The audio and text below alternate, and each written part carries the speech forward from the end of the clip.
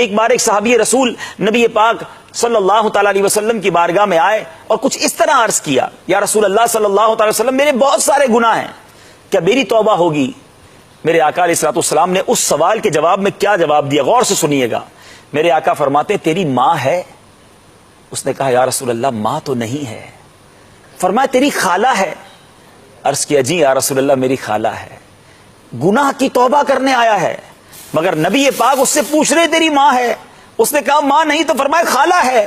کہا جی حضور خالہ ہے۔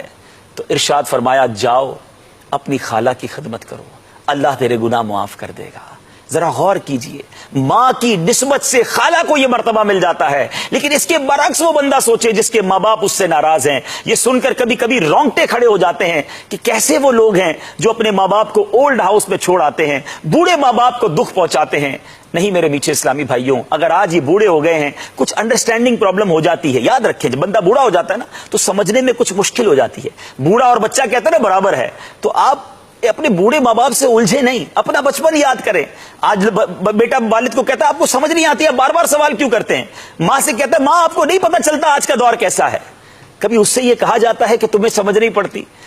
ارے اس کو تو اس وقت سمجھ پڑتی تھی جب میں بولنا بھی نہیں جانتا تھا، میں روتا تھا تو ماں پہچان لیتی تھی کہ کیوں رو رہا ہے، بھوکا ہے یا درد ہو رہا ہے۔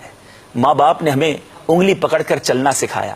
آج ہم دنیا میں جو کچھ ہیں اپنے ماں باپ کی بدولت ہے، ان کی برکت سے، اور یہ راضی ہو گئے نا، یاد رکھنا میرے وہ تمام بچے، وہ اسلامی بھائی، وہ اسلامی بہنیں جن کے ماں باپ حیات ہیں، ایک بات یاد رکھنا، جن سے ان کے ماں باپ راضی ہونا اور وہ دعا کر دیں، اس کو ترقی سے کوئی نہیں روک سکتا، اور جن سے ماں باپ ناراض ہوں اور دل سے ناراض ہوں اس کو برباد ہونے سے کوئی نہیں روک سکتا۔ یاد رکھنا، دنیا میں ادھر ادھر چکر لگاتے ہیں نا، میرا مسئلہ اٹکا ہے، میری مصیبت ہے، ارے ماں باپ کی ایسی خدمت کر لو کہ ماں اکیلے میں ہاتھ اٹھا کر، میں کہوں کہ ماں دعا کر، میں کہوں ابو دعا کرے، وہ الگ بات ہے، ارے خدمت ایسی کرو کہ دل سے دعا نکلے۔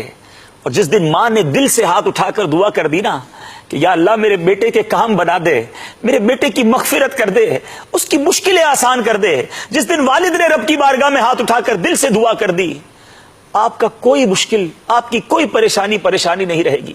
یہ اللہ نے بہت بڑی نعمت ہمیں گھروں میں دی ہے، اور یہ قیامت کی نشانیوں میں سے ایک نشانی ہے کہ لوگ اپنے ماں باپ کی نافرمانی کریں گے۔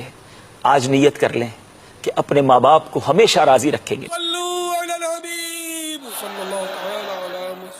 مجھے اپنی اور ساری دنیا کے لوگوں کی اصلاح کی کوشش کرنی ہے انشاءاللہ۔